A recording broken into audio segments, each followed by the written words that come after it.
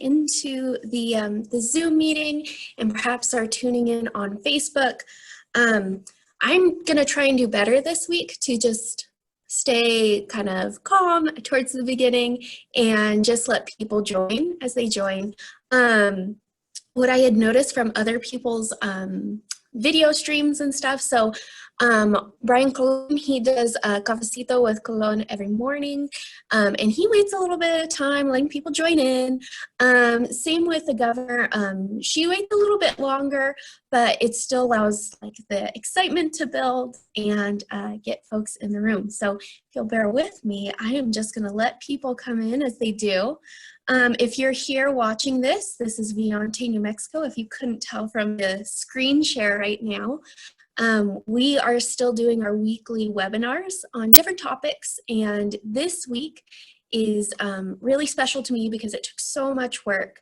And I just want to know too, from those who are tuning in, if anybody has any ideas for these webinars. A lot of the topics have come from people who have been tuning in and they just want to know more about something. No question is too silly. I had a question a couple years ago, in fact, when we were doing ballot parties, which we'll plan on doing again this year, perhaps not in the same way. Someone was unsure how to vote. They hadn't done it before. They were unsure if there was like a dress code and how much information they had to provide, and even if their votes were made public, and that really concerned them. So it was a question and a string of questions that it seemed to them to be embarrassing, but really you're probably not alone.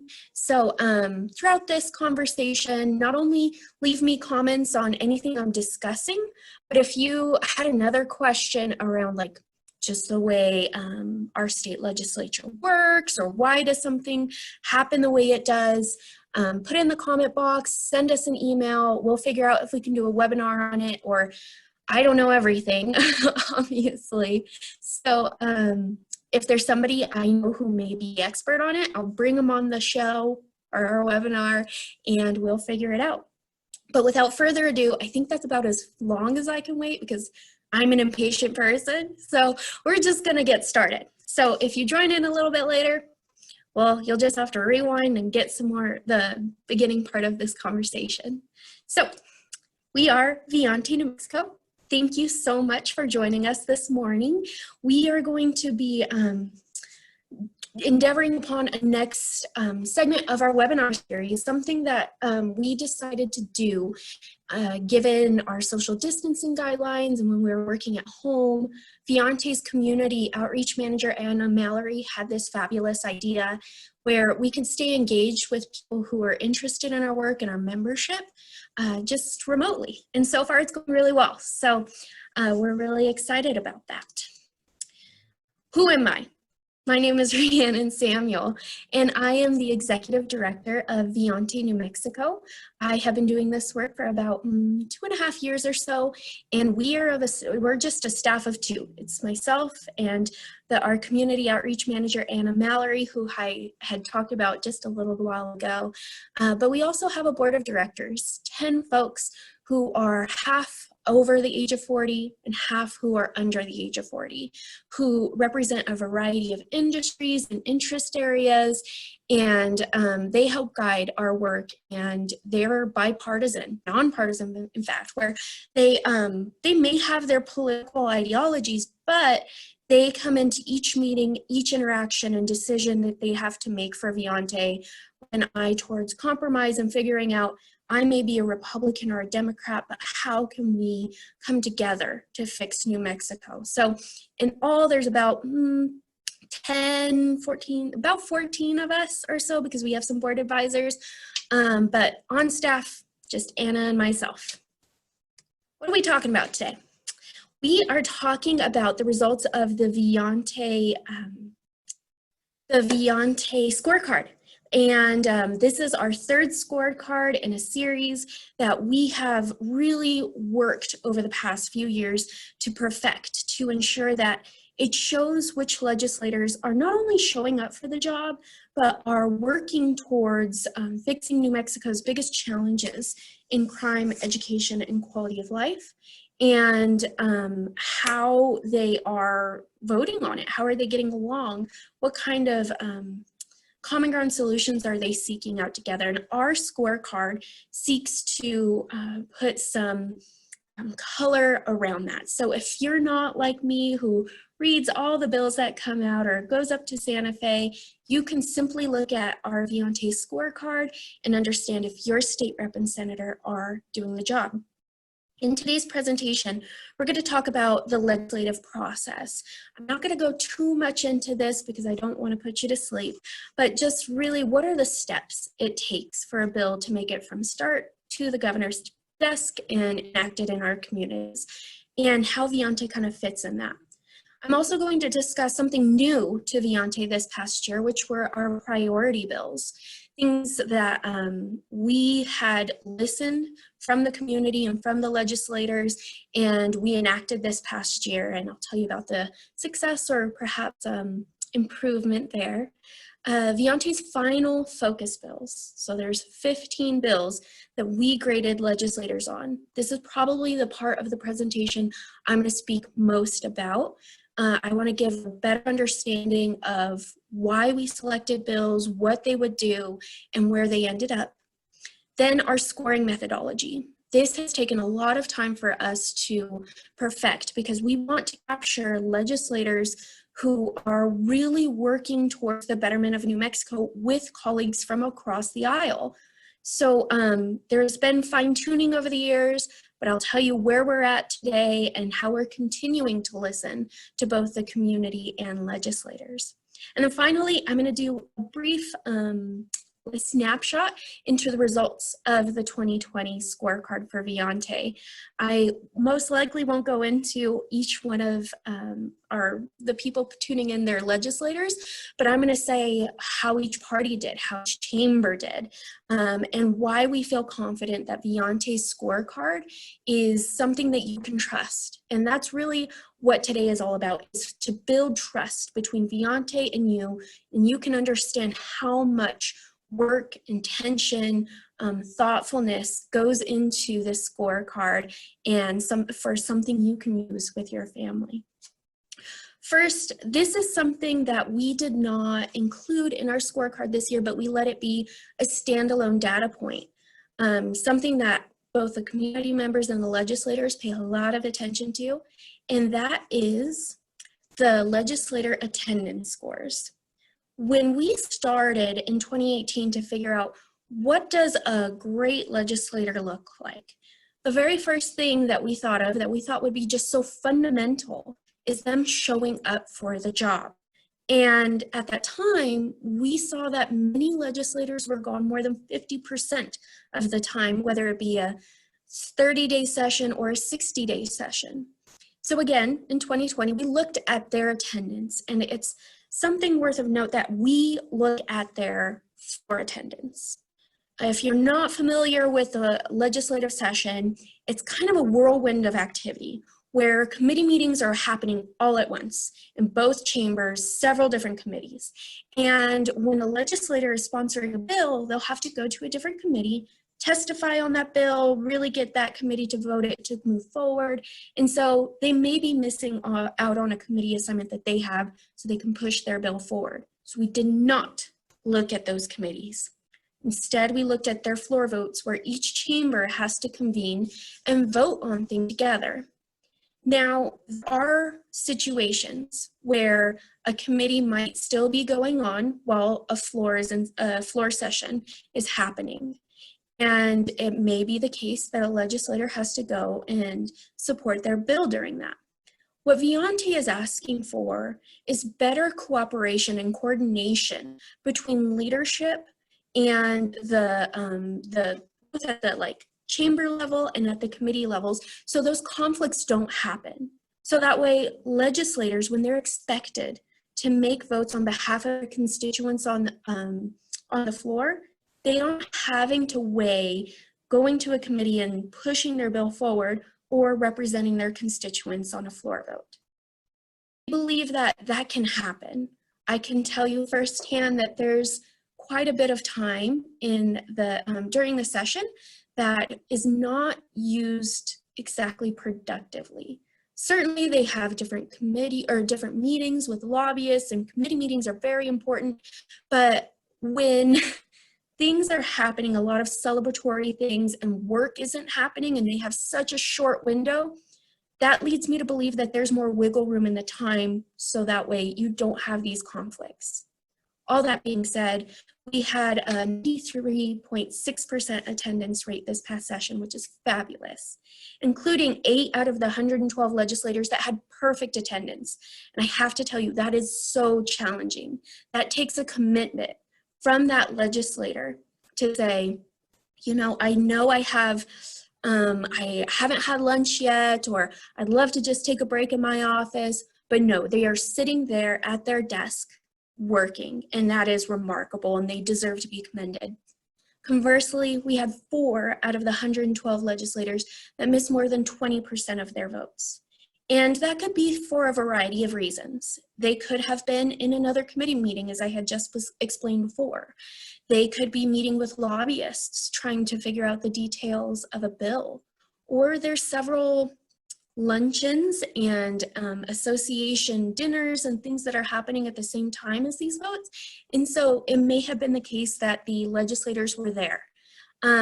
All of this information is on our Viante website. If you log in as a member, you can see whether or not your legislators were present and how often, and ask them the questions. If they were gone what you deem to be a lot, ask them about it. It may have been the case that they were meeting frequently with the governor, working on her agenda items and trying to push their initiatives. So there's lots of different reasons, but now everyone has more information to work off of when they talk to their legislator. What does that legislative process now look like? So about a month before the start of the session, bills start to be pre-filed, and that happens, again, about a month in advance, and these are things that people have been working on all year. They want to get them in the queue and get them ready to go, so that way legislators can look at it already and figure out whether or not they want to vote on it or move forward. A challenge with that is if somebody is against that sort of bill, it gives them a little bit more time to work out their offense on the bill. So some legislators are a little weary of doing something so early, but it certainly is helpful to organizations like Viante, so we can start reading and start understanding what is going to be on the docket this year. Bills continue to be filed until halfway through the session. So in a 30-day session, that's 15 days through, 60-day, that's 30 days. And they have a deadline that's like the deadline to drop, after which point no new legislation could be introduced. However, there are things called dummy bills that are introduced where it's just very generic language. And if a bill that was already filed, already started making it through the process and died, that legislator, that sponsor, could revive it through that dummy bill and amending the language after that deadline to file. So it's not, there's still hope after that deadline, but it certainly puts a timeline on a bill getting through. On a 30-day session, bills must relate to the budget unless the governor gives an executive message saying that it's germane, and that's what's typically called in the media and amongst people in the roundhouse as the call. That's not exactly accurate. They're executive messages, but for the sake of this presentation, that call is so important. So this past session, when the governor wanted to legalize recreational marijuana, it was not germane to the budget. And so she had to have an executive message, and that allowed it to work its way through the process. In each chamber, there's a little bit difference in how that gets through, and in a previous webinar, I talked about that. And as already aforementioned, bills continue to change throughout the session, whether it be replacement substitute bills or it's amendments to the language. It can honestly go through countless iterations of changes, which may look different than what it was initially introduced as. So keeping a continuous eye on something is very important. Something that you may have liked or supported at the beginning of the session may be something completely different at the end. Now, Viante, we look at all these bills and all this process through a lens of seeing what's going to impact our education, crime, and quality of life in New Mexico. These are issues that cut across that partisan divide, things that impact every single one of us. Education, when we have kids, 1 in 4 who are reading on grade level, and we ask them to go into the workforce later on down the road, what does that mean for our economy? And what does that mean as an employer trying to find the right kind of workforce? In crime, when we're trying to attract businesses to New Mexico, and they look at our numbers where we're top of nearly every list, how attractive does New Mexico then look to them? How safe do the residents feel living here? And finally, quality of life. This is a very broad category and one that we get the most questions on because quality of life means something different to everyone. Early on in Viante, we started looking at all the different things that national lists rank when it comes to quality of life, from access to parks to quality healthcare, air quality, and a lot of economic factors. And at that time, the board had decided that a lot of our focus will be more on those economic factors. So we look at labor force participation, poverty rate, median household income, and oh boy, I just forgot what I just said. So labor force participation, median household income, poverty rate, and there's a fourth that is on the tip of my tongue. It may come up later in the presentation. I'll let you know. And what we did this past session, as I had mentioned before, is we looked at all those bills through those lenses. And we had some concerns from legislators saying, well, if you're going to grade us, we should know which bills you're going to grade us on. We understood that, but we also understood that bills can change so much. And for Viante to come out and support something that could look so different was a bit, it gave us pause. And so we were trying to do this in a reasonable way, where we also didn't want to allow for legislators who scored poorly in years past to look at any slate of bills we put out and just unilaterally vote against it because they were against Viante. There's enough games that happen up in Santa Fe. But we wanted to still signify to legislators during the session ones that we were in strong support of. And that's where we came up with our priority bills. The first one within education is Senate Bill 96. It is an online school budget reporting bill. And what it would do is have transparency at the school level of how they are spending our taxpayer dollars. Prior to this, we only had district level spending. And when you're looking at districts that are really large, like let's take APS as an example, there was no way for the general public or parents or teachers to understand how La Cueva's budget was different from Rio Grande High School's, and how that money that was allocated from the state was making it to those underperforming students and getting to those who needed the help the most. This changes that, putting that transparency all the way back down to the school level, which had already been happening. When districts create their school budgets, or they have to go to each school, then they combine it and then go to the PED. Now we'll have transparency at every level. Within crime, back to education. That bill passed both chambers. It was a very late night vote and was signed by the governor, thankfully. Crime, House Bill 156, the crime of illegally dismantling stolen vehicles. This is a bill that I talk about often, and so if you have heard these presentations before, you probably have heard me talk, because I feel like this bill has just not gotten enough attention. It was introduced last year and again this year. Both years it died, and what it would do would hold that criminal pipeline liable for knowingly purchasing stolen vehicles. New Mexico is a state that does not have this bill, where a chop shop owner is held liable for knowingly purchasing a stolen vehicle. 15 other states do. And New Mexico is #1 in property crime. So as our state police, local law enforcement are working to address our property crime issues, they stood up in committee and they said they needed this bill to help them build those cases out. And it died in the Senate. Although it passed unanimously through the House, it's still not a law on the books in New Mexico.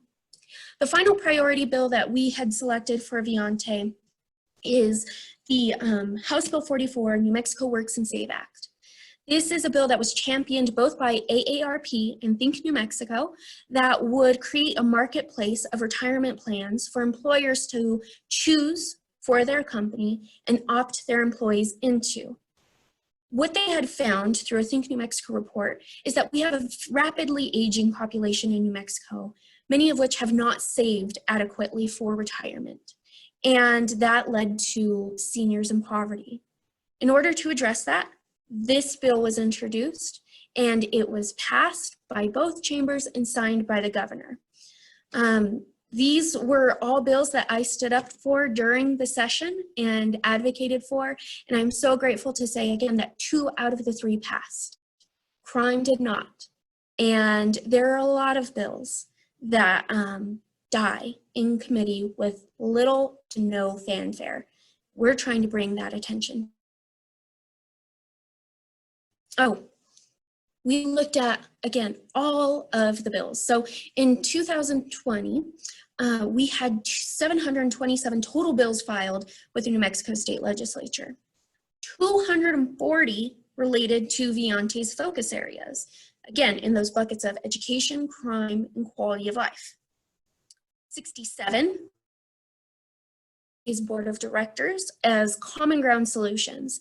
And that can range to really small ticket items to large ones, but 67 of that 727 were bipartisan, common sense ways to address New Mexico's biggest challenges. And 15 were selected by the Viante Board of Directors that we would grade legislators on that not only were common ground solutions, but made it further in the process and they would have a larger impact on the state as a whole, perhaps not just one community over, another.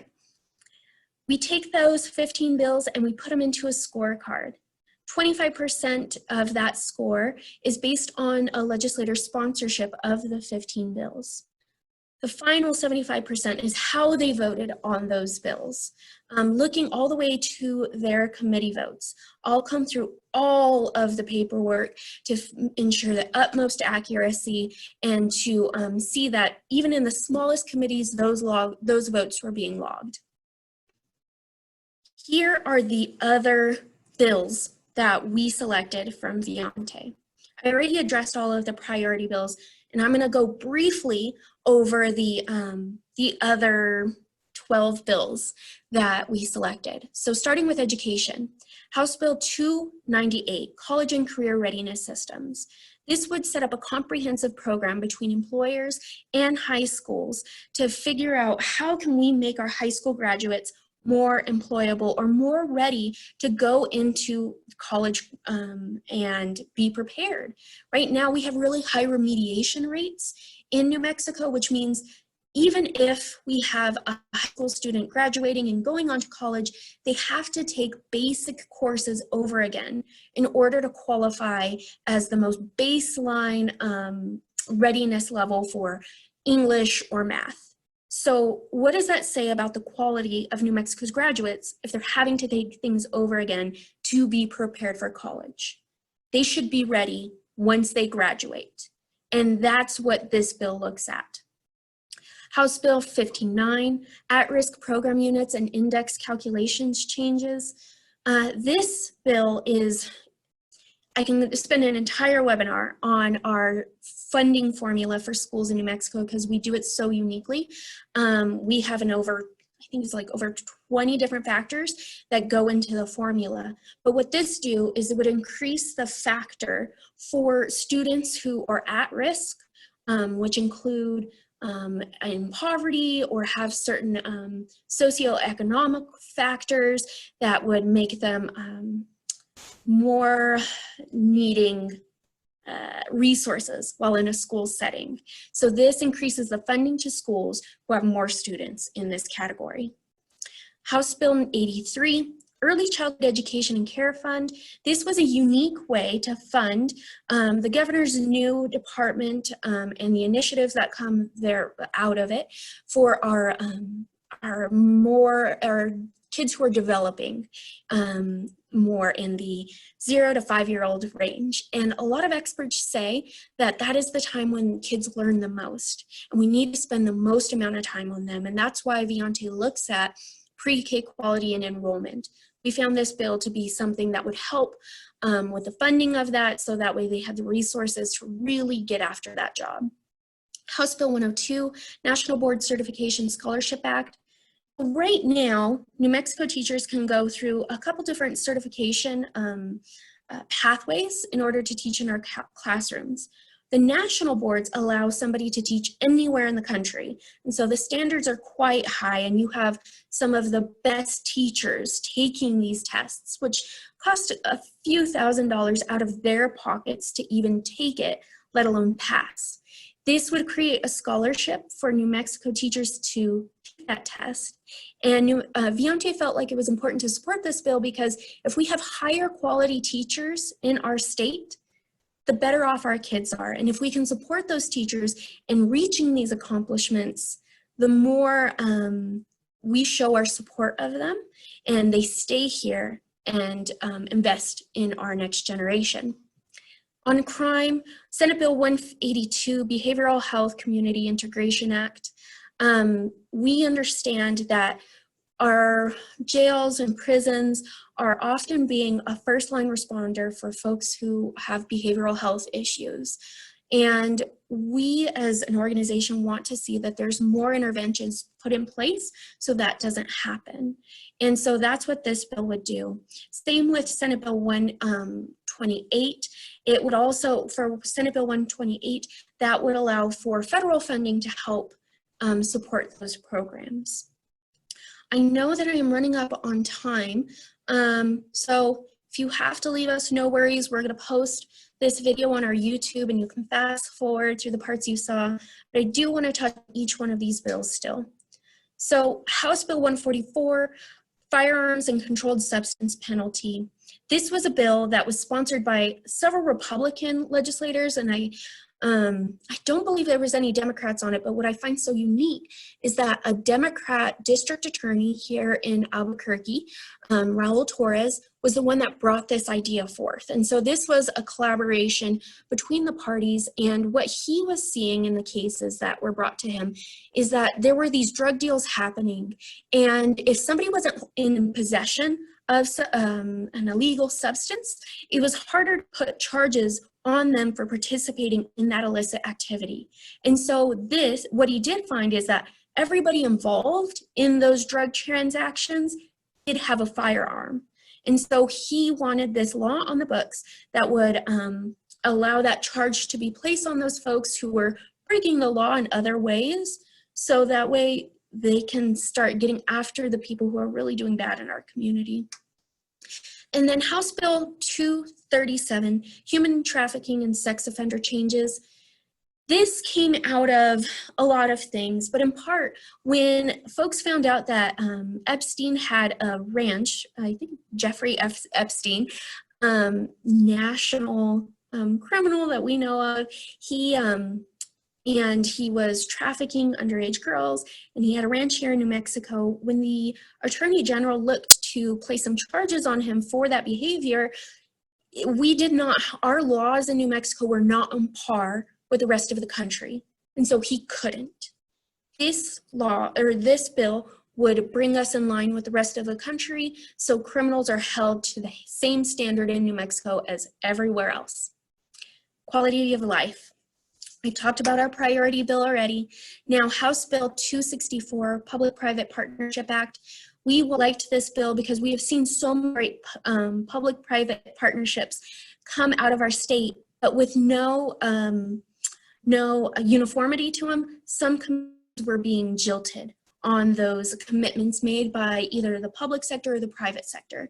This uniformity would help make sure that each one of those projects are just as successful as the ones that are working now.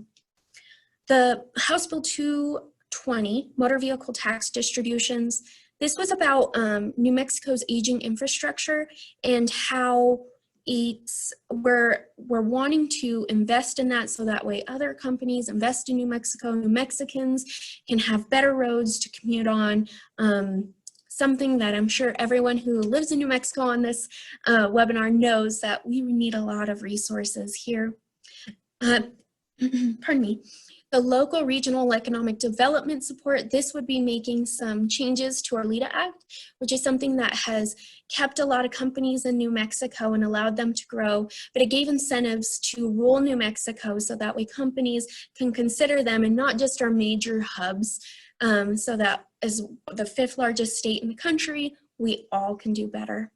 And finally, Senate Bill 17, tax deductions for broadband infrastructure. New Mexico is one of the worst for having broadband throughout the state. This would incentivize companies to put in that infrastructure so more folks have access across our state. What does that all look like? We applied these bills to the legislators. There's a curve there too. Out of the 15 bills, each legislator is graded on what they had in front of them. If they were a part of committee or on the floor. There were times where some legislators only had 8 opportunities to vote on our 15 bills, and so that was their curve. That way we made it as fair as possible. That being said, we had a great Viante average score this year at 70.1%. That's green. That means they voted with us most all of the time, and perhaps they sponsored a bill or two. You can see from the average scores that it's pretty even across the chambers and across the parties. There are some lower scores with Republicans, and that in part is due to some gameplay on their part with like different bills. If they couldn't get something through, they may have voted against something else. And there was some innate challenges there. Being such a minority party, those things tend to come to light. So, and they're not alone in that. I'm certain if the tables were turned and the Democrats were in the minority, that may also be the case. It's just the games and politics that we see playing out. Scores per category. This year, we're really proud to see that 27 of our legislators were in turquoise. It's even better than green. And those are people that voted with us every single time, who did fantastic in recognizing things that were bipartisan and did their part to move them forward. They also were folks who scored that, or who sponsored these bills. We had some legislators sponsor up to 3 different bills that Viante chose, and that was fabulous. We actually never looked at the sponsorship when we were selecting the bills, and aside from seeing if it was Republicans and Democrats, but that way we weren't swayed, saying we really like this legislator or we really don't like this one. We don't do that. And this just came up organically.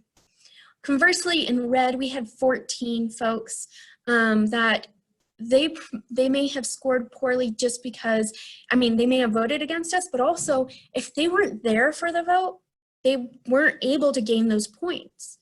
And so that's where that category that's where more people tend to be in that category as well. This is a brief example of the 2020 scorecard. So this is only 4 out of the 112. And I'm not putting any of these people up here to give them a pat on the back or to call them out. What my intention is with this slide is to show you that Viante really does not play favorites. Between males, females, Republicans, Democrats, and chambers, we have them throughout the scorecard. And I'm so proud to say that Viante is the only one that doesn't have a filter by party. We're truly looking for people who are working to achieve common ground solutions and are working together for New Mexico. Now, all of this being said, Viante, we put a ton of work into the scorecard.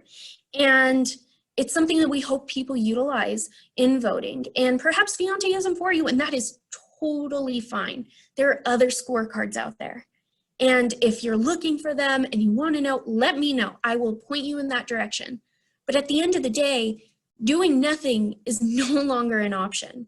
And whether you use the Viante scorecard to help you, or the Rio Grande Foundation, or Animal Protection Voters of New Mexico, that's awesome. As you're doing something, and that's what New Mexico needs from you. So let me know if you need help getting connected. But I would love for you to join Viante.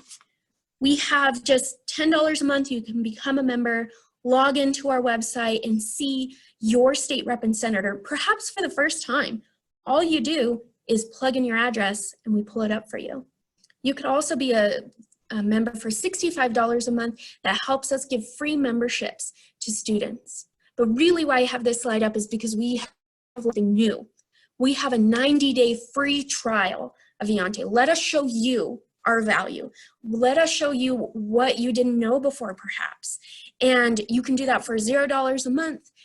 Sign up and then get educated, because this year is so important, being a general election year with all 112 of our legislators on the ballot. So look at viantenm.org. In fact, I'm going to show you real quick how to get there.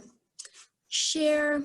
All right. So if you type in viantenm.org, you see this here. You can click on here to log in, and right here is where you can find all of your folks. So I'm going to just type in an address. I do not live here, just heads up.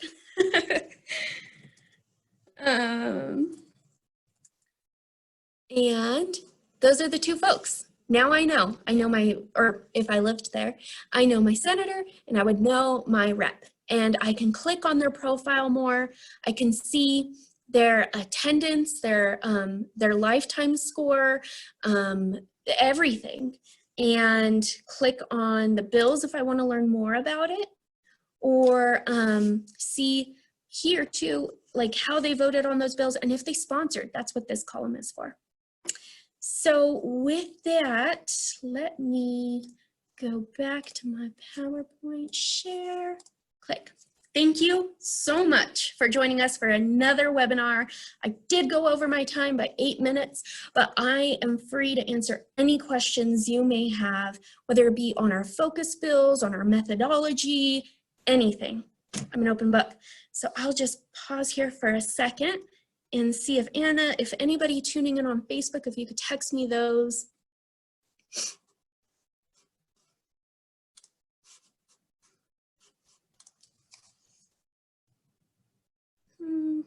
All right, it's not looking like we had any questions. That's fine. Perhaps you think of them later. Let me know. I would be happy to discuss the intricacies of the bills. One last thing I would like to mention. Viante selects bills based off of what we see is introduced. So if large, impactful bills are not being introduced, we don't have that to go off of to grade legislators. There has been some talk around the quality of bills that have been introduced in years past, and a lot of attention is placed on things like the recreationalizing of marijuana.